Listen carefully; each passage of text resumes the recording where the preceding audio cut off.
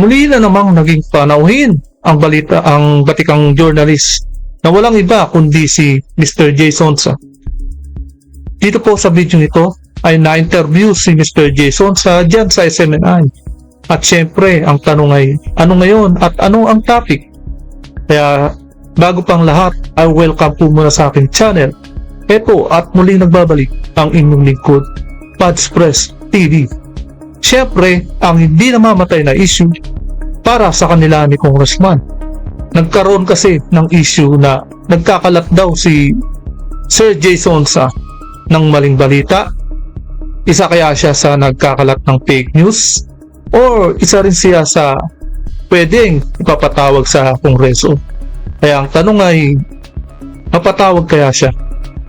Ang issue tungkol sa pulburon na nasakote sa isang sasakyan, nagamit daw ng kamag-anak ni Congressman.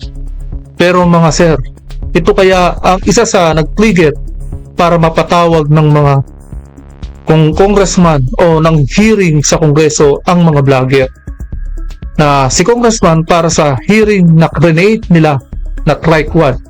Pero nagtatanong lang po, para lalo tayong malinawan ay panoorin po natin ang buong video. Sa SMNI, ako si Coach Oli. Ako naman po si Master Judea. At syempre, mga kababayan, ngayong gabi na ito, makakasama po natin ang veteran broadcaster na walang iba, kundi si Sir Jason Sa. Sir Jason Sa, magandang gabi po sa inyo.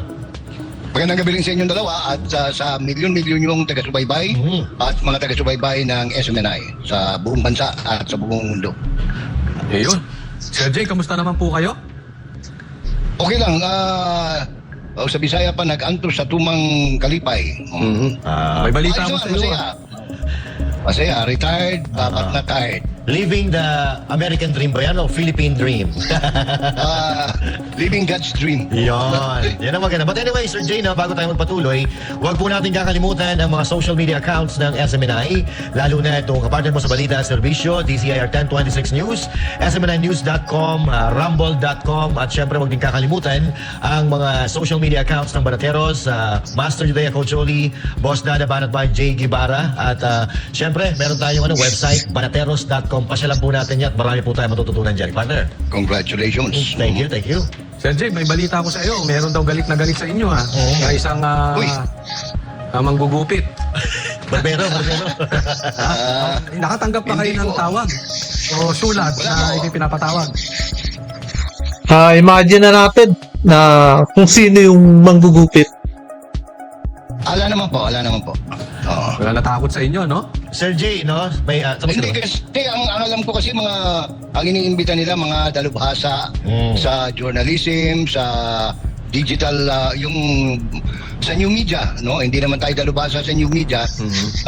So siguro, tsaka vlogger, hindi naman tayo vlogger. Pero si Sir Jason Sa is veteran na journalist. Kumbaga experienced na. Dapat, ewan ko lang, iba kasi kapag pinatawag ka baka may iba yung pinatawag ka para kunin lang ang panig mo, na iba rin ang ipinatawag ka para gipitin ka. Baka hindi siya pinatawag dahil ayaw gipitin, wala pa makukuha sa kanya, sa susunod na araw baka sana wag na lang siya ipatawag dahil alam naman natin kung ano ang mangyayari, di ba? So may page sa Facebook. Yun, doon ako naglalagay ng mga saloobin ng isang hamak na magsasaka, isang retirado, isang senior citizen, at isang consultant sa maraming bagay na baka makatulong, no? Ganun lang naman, simpleng buhay na andito sa bukid. At may nabalitaan kami, Sir Jay, na pinatawag na daw po si Attorney Trixie at saka si Mark Lopez. Anong take niyo po dyan? Nabasa ko na naimbita sila, no? Siguro kasi magagaling yan Magaling na abogado si Attorney Trixie, isang abogado, dating press secretary. So siguro marami siyang maitutulong sa sa Kongreso. Pero ako, kung gusto niya pag-usapan yan, ang tingin ko diyan kasi useless Kasi bakit? Unang-una, papatapos ng 19th Congress. They barely have less than 20 session day. Hindi mo maipapasa ang batas sa loob ng 20 araw. Correct. Di ba? Yung ang budget simula July tinanggap nila hanggang ngayon palpak pa, di ba? Yes, sir. O national budget na yon.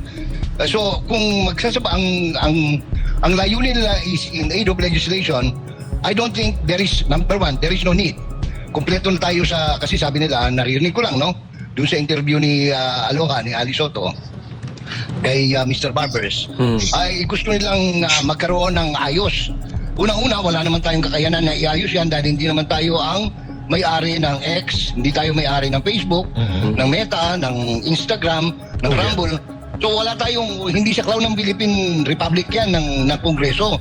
So it was, napakayabang naman natin na magpasa tayo ng alituntunin ng mga social media. Hindi naman tayo kasali dyan, no? Private yan O tsaka sa labas ng Pilipinas yan. Kaya lang, ang problema, kung pagpersahin nila na i-take down yung isang channel, yun po ang mahirap di ba? Nagawa nga sa Facebook, nagawa nila kay Marley kaya tinake down nila nung bagong taon ng 24 bagong taon. Nawala agad yung account ni Sas Nagot, tsaka si Sas, tsaka si Maharlika. Tinake down din yung tinake down yung account ni Maharlika. Milyon na follower noon sa Facebook. Kaya hindi ko alam kung gaano hanggang saan ang kapangyarihan ng Kongreso para gawin ang ganyan. Yan pong hindi ko maintindihan pa. So pangalawa, sabi ko nga, kung ang pagpaparusa sa mga kalabisan, no? Sa paggamit ng new media o social media, kompleto na tayo sa batas. Sa bagay, napag-usapan po yung sa Facebook ang fact-checker po kasi dyan yung mga Rappler. Yan po, tinanggal na po yung mga fact-checker dyan. Meron na tayong libel, meron na tayong cyber libel, meron tayong oral defamation. In other words, everything is already in the revised penal code, no? Of course, maintindihan naman hindi naman talaga abogado si Dan Fernandez. Siguro hindi niya alam yun, no? So, pwede nating excuse yan. Although ignorance of the law excuses no one, sabi nga ni Atty. Jimmy Bondok, no? So, magpapasensyahan na lang dahil hindi naman sila abogado Oo nga, pasensyahan na lang natin. Hindi po sila mga abogado. Pero kung hindi ka na nga abogado, kung umasta ka pa ang yabang-yabang mo pa, ume-eri ka pa sa talagang aggressive, yun po ang mahirap. So, wala akong nakikitang clear and present and immediate need, no? For conduct of the public hearing, no? O in aid of legislation. Pero Sir Jay, ito nung panahon mo, matanong ko lang sa'yo, yung panahon nyo, meron bang ganitong klaseng harassment sa freedom of the press? Ako hindi ko masasabing harassment Ito'y actually prior restraint Ito'y unconstitutional, ano? Kaya nga inalis yung Board of Censure nung araw Pinalitan na lang ng NTRCB, ratings na lang. Kasi nga, undemocratic yun When you censor somebody, magkakaroon ka ng prior restraint, hindi pa man niya ginawa, gusto mo na lagyan. Pangalawa, kasi, kaya naman paano matatanggal ang censor noon? Ang namamayagpag noon yung mga mainstream media. Wala pang social media noon. Kaya sila ang naghahari-harian noon, ang mga mainstream media. Lalo na yung mga channel 2 na yan. Sila ang matigas noon. Silang talagang siga-siga noon. Dahil sa kanila lahat nanonood ang mga tao. Dahil wala pang internet noon. Kaya ganun kalakas sila. Ngayon, wala na sila ngayon. Dahil nauungusan sila ng ibang mga vlogger. Dahil mas updated ang mga vlogger kaysa sa kanila ngayon. Mga bypass, mga biased media sila Tinatawag sila mga bias. Ang sinasabi, ilang beses ko narinig sa kanila dahil daw masyado na silang minumura na raw yung mga congressman, yung mga members ng Quadcom, di ba? Yun ang narinig ko Hindi pwedeng magpasa ng batas para lamang pumabor doon sa ilang tao. Ang tawag dyan anong tawag ito? Class legislation. Bawal po yun. Yes. O kung hindi naintindihan ng mga mambabatas yan, siguro, sabi nga ni Senator Tito Soto, siguro pag-aralan nyo muna yung sarili nyong rules and regulations. Kakahiya na kasi. Oh, actually, ano sila dyan, contradicting sila dyan sa class legislation na yan dahil kahapon napanood ko yung interview dito kay Chua na takot siya sa firing squad. At sabi niya, hindi dapat yung firing squad na yan kasi class legislation nga yan. So sabi ko, Ay, hindi ang class bakit mo hindi mo pagalitan si Dan Fernandez? Di ba? Yan yung inaano nila dyan, yung class legislation yun. Yung firing squad, unang-una, ang dapat ibalik nila yung death penalty mo una. Bago yung firing squad. Kasi ang firing squad is one form of death penalty which is not present now. Inalis na yan eh. So ibalik muna nila. Yes. Ngayon, pag binalik nila, i-identify nila doon, ano ba yung mga klase ng penalty? Pag ikaw ba nasa drugs, ang bayo No, tama. Isabatas muna nila yung death penalty. Bago nila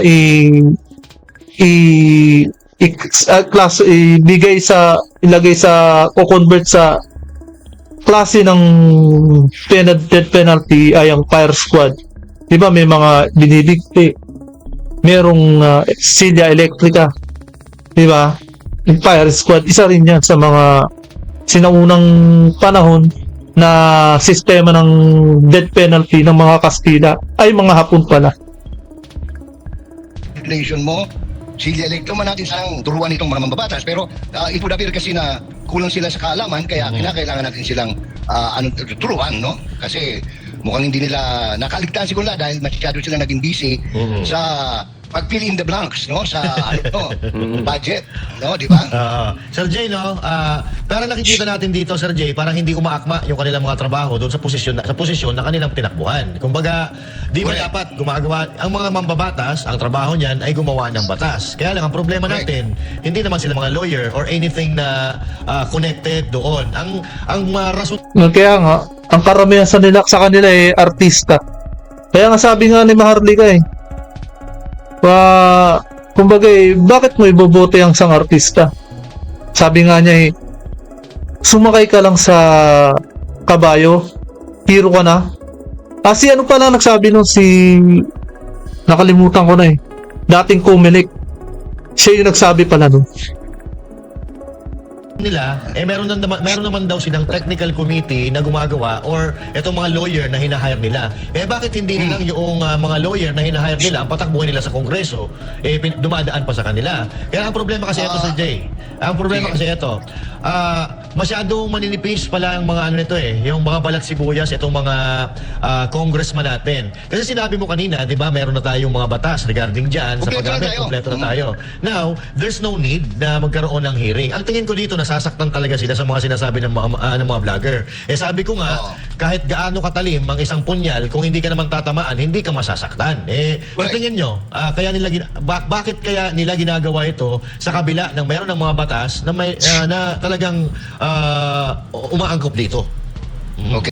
Kaya nila ginagawa yan dahil unang-una nasasaktan sila. Hindi sila nasasaktan. Nasasaktan sila dahil nasisira sila sa mga tao. Ngayon, pag nasisira sila sa mga tao, yung boto nila mawawala. Doon sila nasasaktan. Yun po yun. Kung prangka-prangkang istorya, katangahan. Sagot, no? Pero kung lagyan natin ng konting rason, no? Yes, sir. Kunyari, stop tayo ni Congressman Fernandez o kaya ni Congressman Barbers. Gusto nila makita ng tao na meron silang ginagawa. Kahit patapos na yung kanilang term. Like, remember, graduating karamihan sa kanila. No? Graduating si Dan Fernandez. Hindi siya makakabalik sa Congress. Ayan, kagaya po sa sinabi ko kanina, yung boto nila nababawasan. Doon sila nasasaktan. Yan po, iniisa-isa ni Sir Jason Sa kung hanggang saan sila hanggang pang ilan sila sa ratings na kumakandidato sila, di ba? Iniisa-isa niya po. after this election. Governor yata ng Laguna, no? Nakita ko sa survey ng Laguna, pang-apat yata siya dun sa 4 na tumatakbo, no? Ayan po, yan. Ganyan. Si Congressman Survey, inaano. tapos na rin yung kanyang term, patapos na rin. Kaya yung asawa niya na hindi marunong magbisaya, yun ang tumatakbo ngayong congressman sa Surigao, no? Diyan, di ba Yeah, ang hirap yan. Hindi nakakaintindi ng salita sa sinasakupan mo. Tapos hindi ka marunong magsalita sa sinasakupan mo. Paano mo maintindihan yung mga tao ron kung sakaling lumalapit sa'yo? Ikaw pa naman ang representante ng isang lugar, kailangan alaman mo rin kung ano magiging problema ng mga tao mo. Baka mamaya-maya bigla mo na lang silang talikuran dahil hindi mo alam ang salita nila. intindi, no? Di kasabot ba? Yun, hindi mo rin maintindihan. Si Abante naman nang ulelat sa survey sa Manila, si Yeah, yan po yung mga ano. Si Chua ulelat din sa District 3. So, in all probability, they will not have another chance na sumikat, no, o magpasikat sa 19th Congress. Ngayon, ang tingin ko, si Congressman Barbers nasaktan doon sa nilabas ng mga newspaper sa Surigao na dahil doon sa pagkakasangkot ng kanyang mga kaanak doon sa sinasabing pagkahuli ng mga guys sa Tibag, no, lalagyan ng tsaa dyan sa Liluan Seaport, no? Pero hindi naman siya binanggit na siya, no? Ewan ko bakit masama ang loob niya, no? Ito ay galing sa mga newspaper na local. Ang problema kasi dahil ang media ngayon ay bukas na sa lahat, nakikita ng mga siguro mga vloggers from Manila, ng mga social media enthusiasts na Naikakalat. ang tawag yan, Naikakalat. na i-repost nila. So ako halimbawa, nai-repost ko yung sa Surigao kasi taga Mindanao ako. No, nakita ko may Teka, maputol kita Sir Jay ha. Kasi wala akong alam dyan. Merong involved dito kay Barbers. Wala akong kaalam-alam dyan. Pwede mo maikwento mo sa akin kung ano nangyari dyan? Naging headline dito No. na primero dito lang sa local, no? Na merong nahuli 100 milyon ang halaga dyan sa here, no? Sa Liluan, sa Leyte. Ako napuputol. Nahuli nila yung Sir Jay? Sir Jay? Pakiulit. Medyo napuputol po kayo.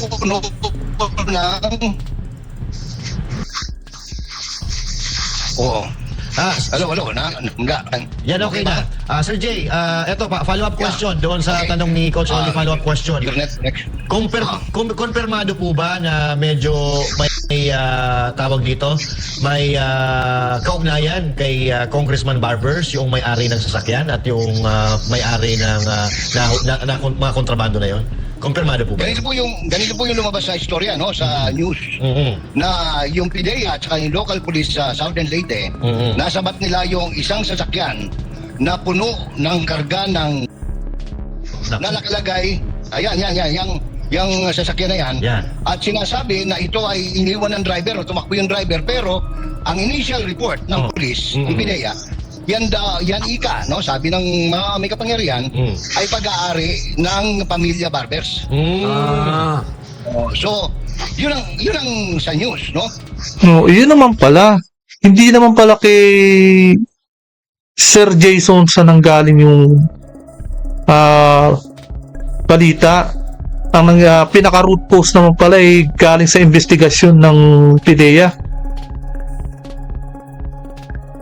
Ngayon, ewan ko bakit siya nagre-react, no? Yun nga, bakit? Yun naman ay binalita. Yun na nga. So, Tama naman pala yun naman pala yung binalita. Bakit ngayon sinasabi niya na bakit nasasaktan daw siya dahil napagbibigtangan daw siya na gano'n. Alam ko nagsalita siya noon sa di ko alam kung saan TV station yun. kung hindi totoo, kung hindi sa kanila, di palabas nila yung registro. Ilalabas natin, mga sinungaling yung Yan, yun na. Hindi naman pala totoo. Paliwanag niya. Kung totoo, mas malaki pa ipapaliwanag nila, di ba? Yes. Tayo naman tinatanggap naman natin yung paliwanag, no? Kasi yung pinaglagyan, may sa yung mga barbers. Ay. So yan. May negosyo Ilagay sa nilagay sa lalagyan ng tsaa. Nako po. Parang Ngayon, nagkakabit-kabit. bukod dyan, nagkaroon ng raid ang PIDEA doon sa isang hotel sa Surigao City na ang nahuli na bumabatak ay mga kilalang